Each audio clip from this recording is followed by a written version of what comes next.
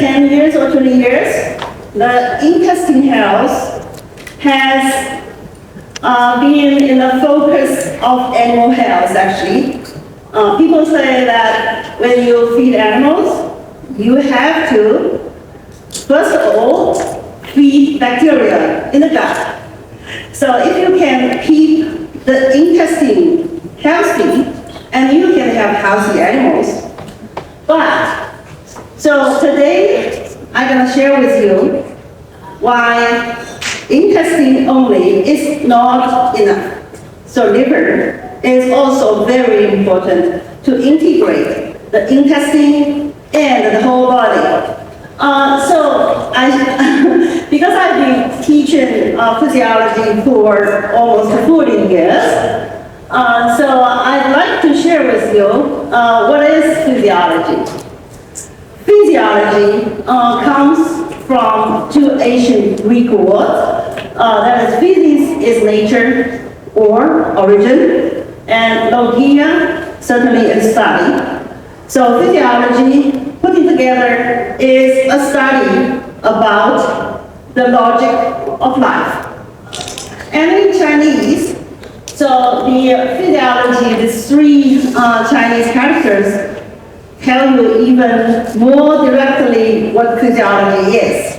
Because the first character is life, and the second is logic, and the third is certainly study. So physiology is a study about the logic of life. So certainly because physiology is about the logic of normal life under the normal state, we say physiological state. So we are more focusing on the functions, just compared with anatomy, which focus on structure, morphology, and development, and physiology focusing more on function, mechanism, and regulation. Basically, the questions we ask is how, for example, how your heart is beating, and why you are beating faster, your heart beating faster.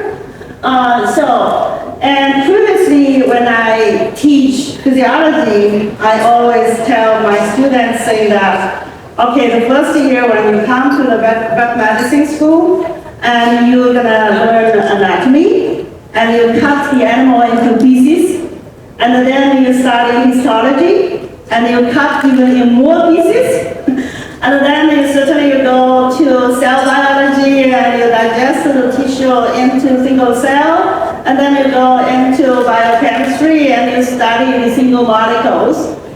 And physiology, we try to integrate these different parts, molecules, cells, tissues, and all different kinds of organs together into the whole body.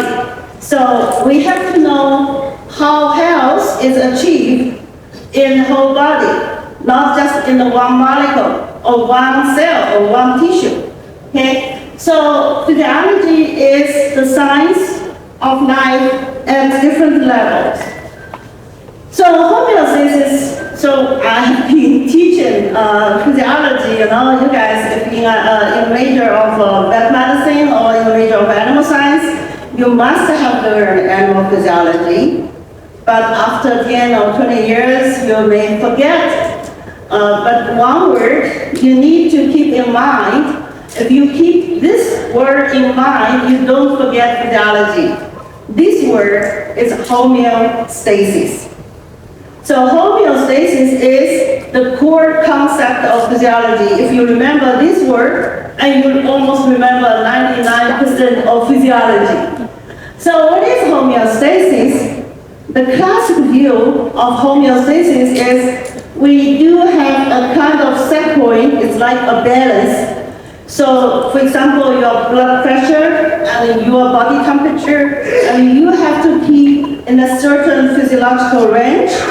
So the body can actually regulate within very narrow of physiological range.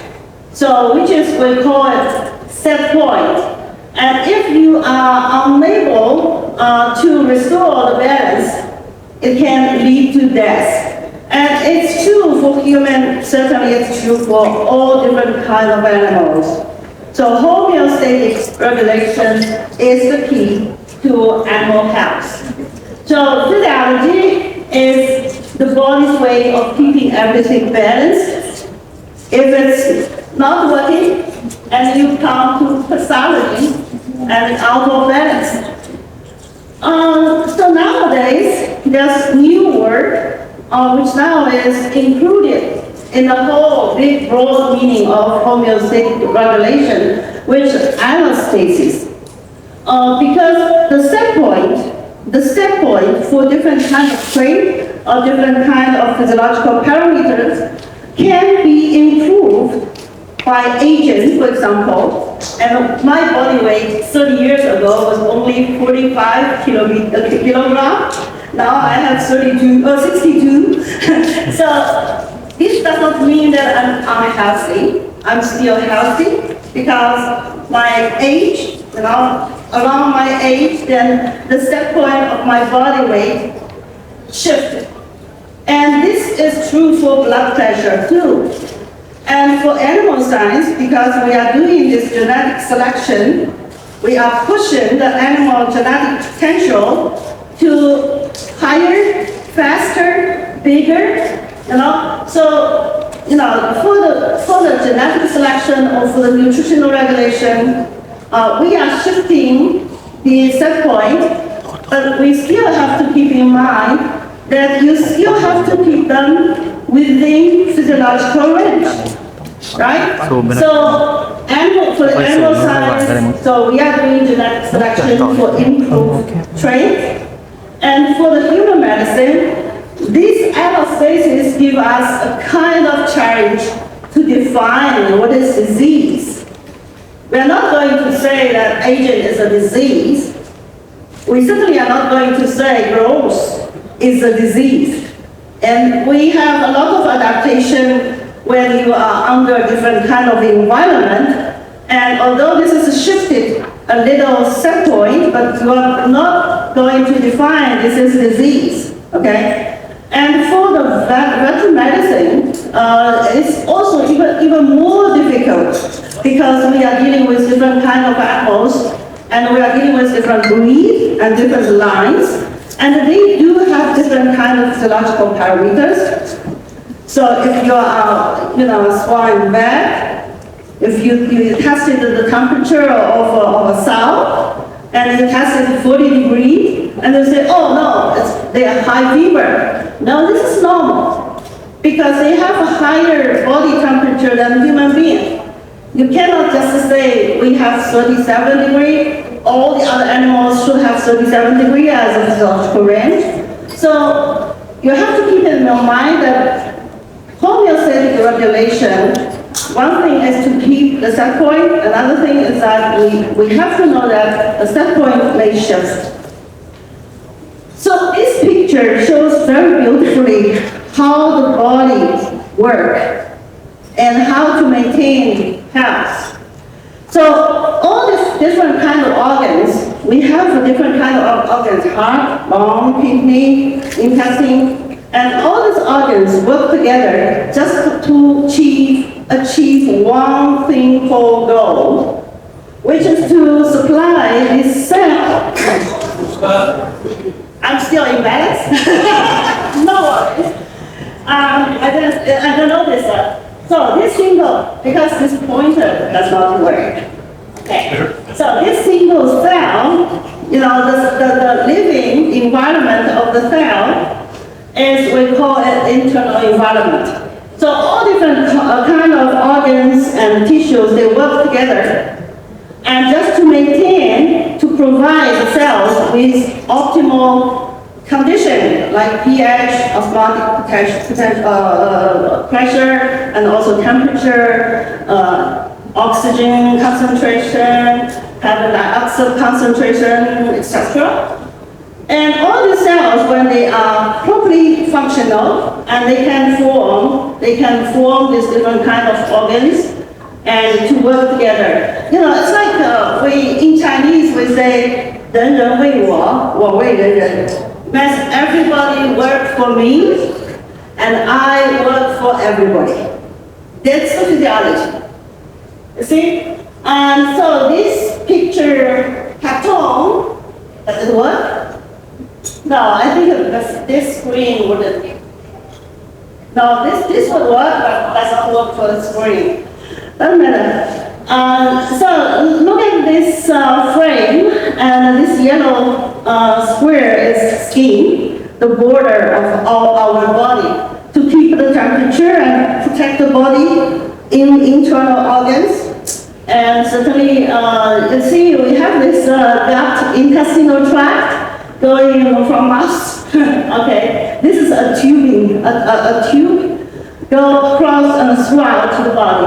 And then the lung just provide oxygen and eliminate the carbon dioxide.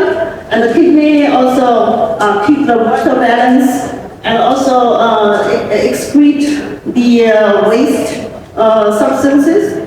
And the heart is really important because it pumps the blood, goes through all different kind of vessels, and to provide each cell with the condition they need to function properly. Where is the liver? Because today the main topic is liver health, and I'm going to share with you how important liver is. The liver is actually just between the gut intestinal and the blood. It's like a filter system. It's guarding the health of the body of the animal. So let's say how important in a homeostasis regulation of the liver. So this is an Asian view, which is very, very interesting. And I always like to share this with my students and with you guys too. In the ancient China, we say a liver is a place where the blood is stored. So when you are at peace, when you sit here, you are not doing anything, and most majority of maybe a very big percentage of your blood will be stored in the liver. But when you are running, and this blood will be distributed, redistributed, build it into your muscles, skeletal muscle, into your heart, and to provide them with good oxygen and good neutrons. So liver is actually an organ to regulate the yin-yangs. You know, Asian Chinese, we like yin-yang, and there's negative and positive regulation. And in the West, this ancient Greek, and for example, Hippocrates, and he have idea that the health is based on the balance among these four humors, like the blood flame, black bile, and yellow bile. And this is an Asian understanding of health. And for other humor of the body fluid, and you can keep balance by sweating, by vomiting, or by whatsoever. But they think that very often that the liver, continuously produces blood. So that time they don't have any idea that the blood is circulating, and they think the liver produces continuously blood. And if the liver produces too much of blood, and you're gonna be sick. So in this case, the ancient Greek and the Rome, and they think in order to keep health and in this so-called blood letting. This blood letting has been in history for almost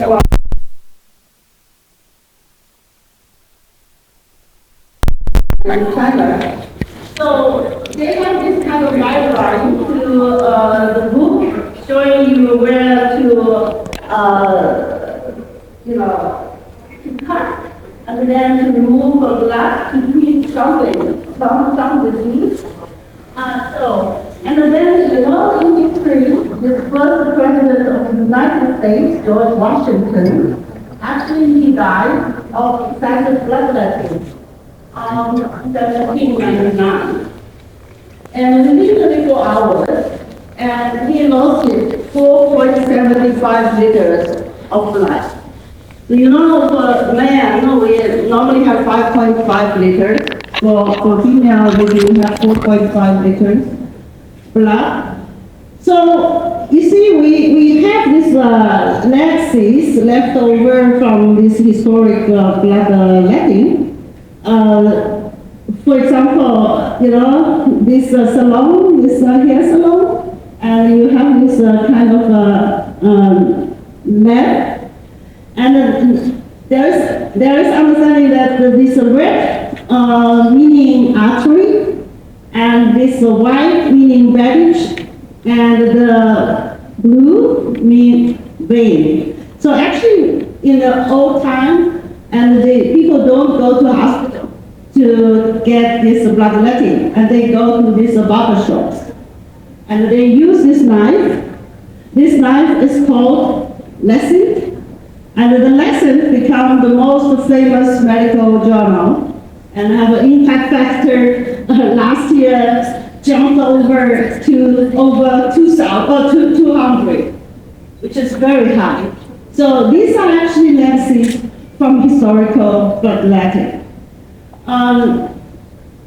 So in ancient China, we think that liver is the place to store blood or redistribute blood. And in ancient, Greek or Rome, and they think liver is a place to produce blood. And what is actually the reason or current understanding of physiological functions of liver? And liver is actually the largest solid organ in the body, and it weighs 1.5 kilo in average for human. And interestingly, it has a pure blood supply, and it actually has 1/4 of cardiac output. So from this, you can see that the liver has two blood supply, 70% to 80% of blood from portal vein, which collects everything absorbed from the gut-intestinal system, and which is nutrient rich, but without a lot of oxygen. And then the hepatic artery, supply the liver with oxygen-rich blood. So it has two dual blood supply. One in blue is nutrient-rich, and the artery in red is oxygen-rich. And you have oxygen, you have neutrons, and in the liver, and you can do a lot of things. And so the oxygen consumption is 20% of total body's oxygen consumption at rest, which is in the liver. And then which actually we have the body temperature, and the liver, when you are at rest, liver produces 50% of your heat to maintain your body temperature. So, and also the protein synthesis, and actually we have lots of proteins in the blood, and except antibodies, all the proteins in your blood is produced by the liver. So in this case, actually, liver is a place to produce blood. It's not so wrong. So the plasma proteins are mainly produced by the liver. And then it is the biggest gland. It can produce bioacids, and it can produce growth factors, insulin-like growth factors. 75% of insulin-like growth factors are produced by the liver, and certainly produce lots of other hormones, enzymes, and proteins. And it's an organ which can detoxicate a lot of drugs and toxins, and it has a big center for metabolism. And also, recently, the immunologists agreed that liver is the most important, one of the most important immuno organs, because 80% to 90% of macrophages, tissue-resident macrophages, are living in the liver, which is called Kupffer cells. And it can detoxinate and can eat the bacteria from the portal vein to the liver. And also liver has a very strong power to regenerate. So if you cut half of the liver, and it can grow to full size within 1 to 10 days, within 1 week to 10 days, to the original size. And you can hardly believe it. And this liver is one of the organ inside of your body which has the highest potential for regeneration. And so liver has more than 500 types of functions. And here we show that the bile acids, you see liver produces from cholesterol as substrate and to produce bile salts, bile acids, and then which will go from the bile duct to store them in the gallbladder, and then after you eat, and then the gallbladder will be contract, and then to excrete the bile acids to the intestine, and then 90%, actually 95% of the bile acids will be reabsorbed. So actually 95% secreted bile acids will be recycled, and 5% newly synthesized bile salts every day from the liver. So, and you will be always amazed how nature made a great job to constitute such beautiful structure of liver. So when you see here, this is a microstructure of the liver, and you see there's 3 tubes sitting together, and this greenish tube is actually the bile duct, and then the yellow one, not yellow, the blue one is portal vein, and then the red one is arterial. And then everything will be come together in the liver, hepatocytes, and to produce whatever they want to produce. And then finally, the blood will drain off back to the heart through this hepatic vein. So this is a very, nicely formed structure, and to perform this very complex functions of the liver. We have mainly 3 types of cells inside of the liver. Certainly the big factory for all this metabolism and also the protein production is the hepatocytes, which are in this orange. And then we do have this macrophage, these Kupffer cells in red, and then it's like a guard sitting there and to monitor whatever is absorbed from the intestine. So, and then we do have these stellate cells, and in purple, and then when there is a liver injury, and these stellate cells will be activated, and it can seal like a fire extinction. So can seal off these injured parts, and using this so-called ECM, so extracellular matrix, and to restrict the injury within the local place. So these 3 types of cells are the major player for more than 500 types of liver functions. And we have in our body, we have like 30 trillion human cells, And more than 80% of these retrieving are red blood cells. So we have like 200 types of cells, but you know, the majority, more than 80% of our cells are red blood cells. And these red blood cells, you know, like 2.5 million red blood cells will die within 1 second. So each second we have 2.5 million red blood cells die. And then the liver has to process them, have to get rid of this bilirubin, which is toxic, through the biles. So, and if you have any problem with the liver, and you're gonna have the problems with this bilirubin excretion. So,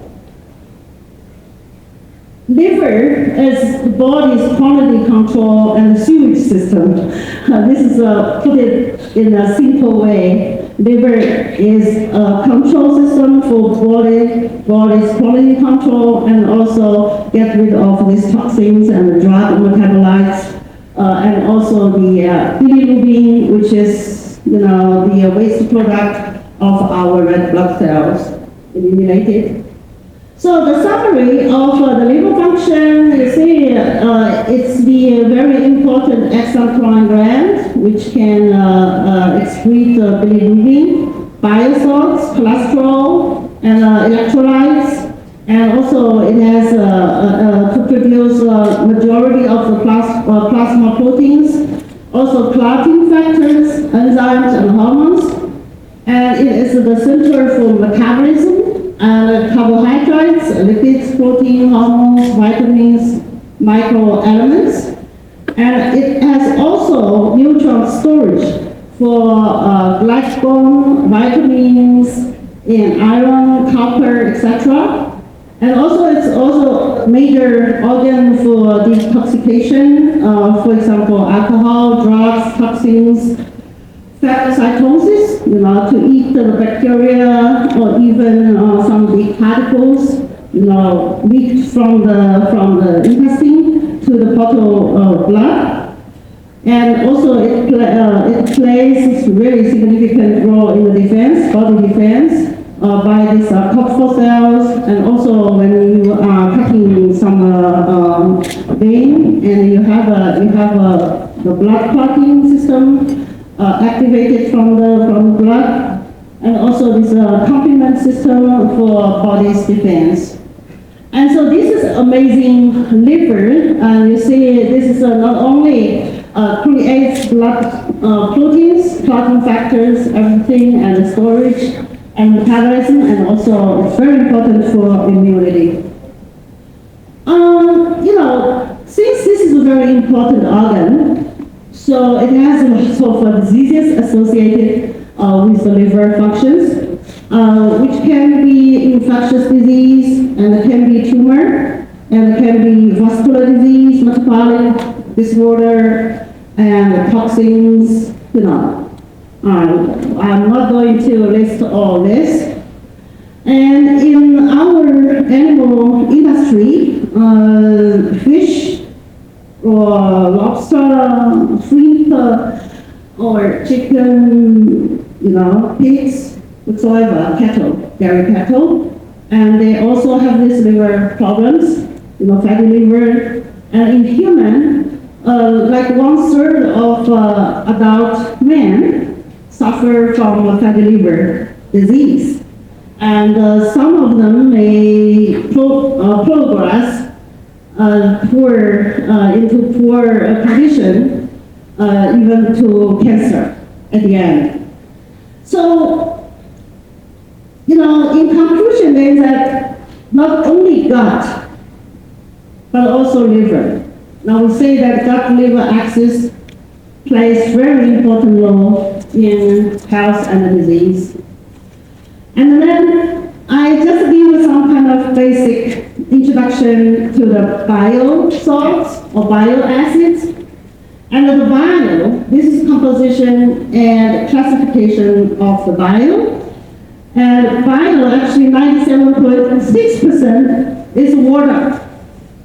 And then only 2.4% is solid substances.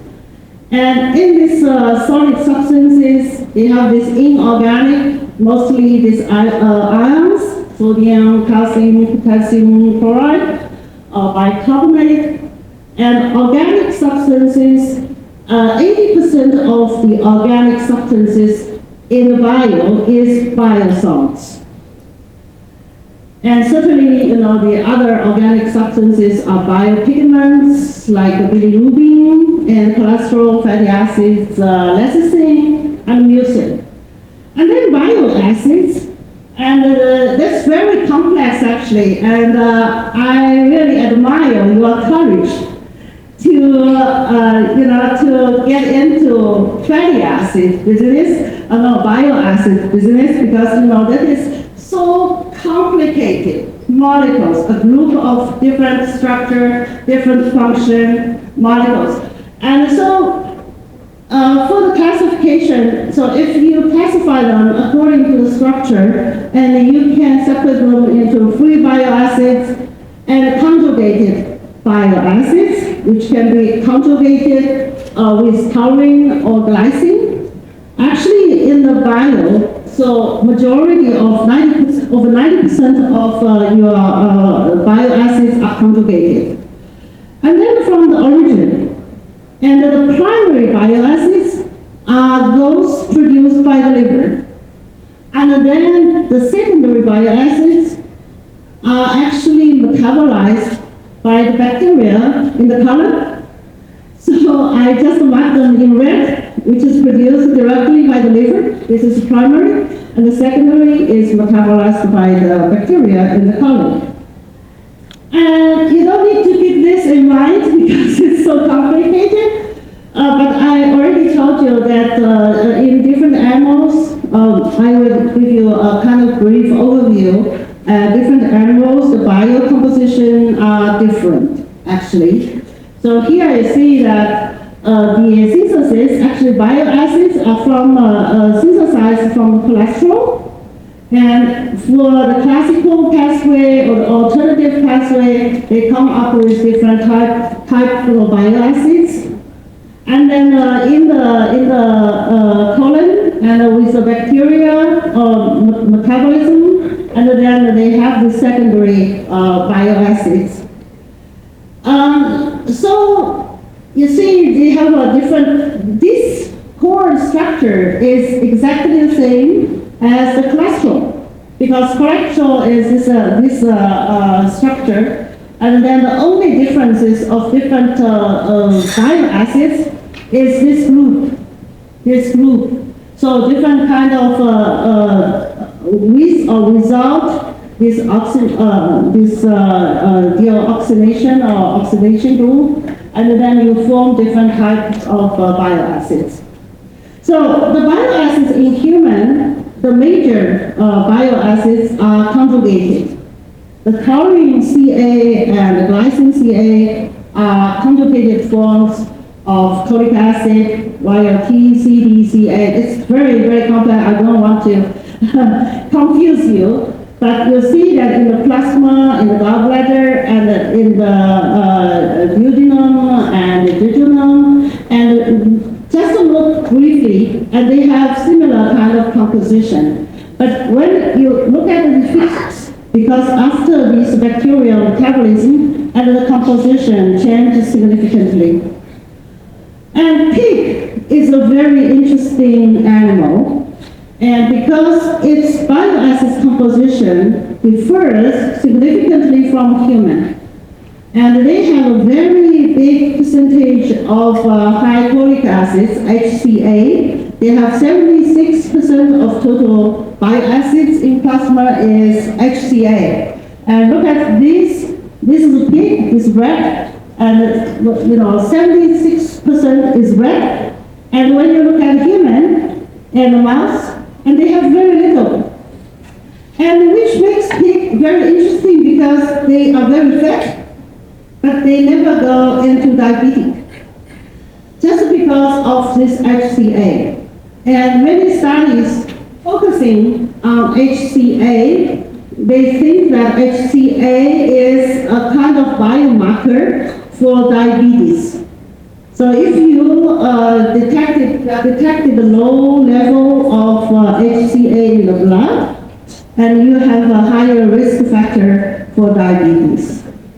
So even if somebody are fat, but they have very high HCA in the blood, you are safe. So it's very interesting study. And chicken, they also have different kind of bile acid composition. I don't want to go into detail. And the bile acids, and they have multiple functions. And here listed a lot of functions of bile acids, like tissue remodeling, energy balance, and glucose lipid homeostasis. I don't want to just confuse you with all the details. But bile acids really has multiple functions. And the classic function of bile salts is in digestion and absorption.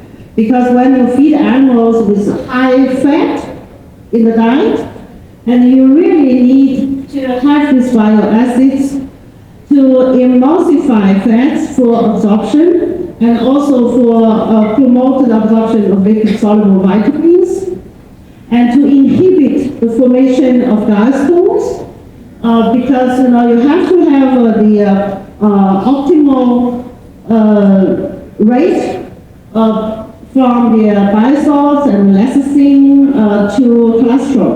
If bile acids are not enough, you have high cholesterol, and you have a very big chance to get gallstones. And also, because it's a bit basic, so it can neutralize gastric acids in duodenum. And then the bile acids has very important metabolic regulatory functions. And this paper actually shows why pigs are obese, but they are not diabetic.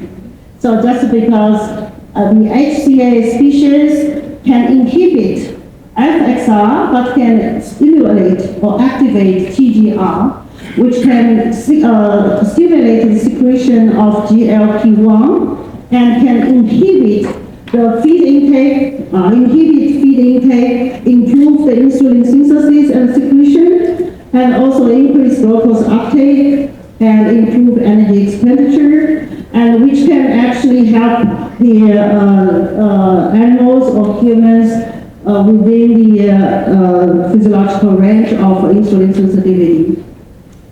And bile acids also play a role in detoxification. And there are lots of phase 1 and phase 2 detoxification enzymes can be stimulated by bile acids. And these are a simple study to see adding folic acids into the feed, into the chicken diet, can decrease T2 toxin in the blood. And there are lots of cases for bile acids application. I think you guys are more experienced than me in using these bile acids. And I just listed a few of them, which is published openly. And for these different types of bile acids, which can improve gut health and improve immunity, and improve also FCR, and these lung cells, and they have also quite some papers published, and we are collaborating them to do experiment in chicken to improve the FCR and also to detoxinate the mycotoxins. So I think I just share with you very, very basic understanding of the bile acids and how important is the liver in homeostatic regulation. I'd like to take this chance to thank the Longchamps for your nice invitation and to invite me to be here and to join this beautiful event with you guys. And also, we have established this research institute in collaboration with Longchamps. And we will continue to work hard and to dig deeper into the liver mystery, the mystery of the liver, and to contribute to animal health as well as human health. Thank you very much.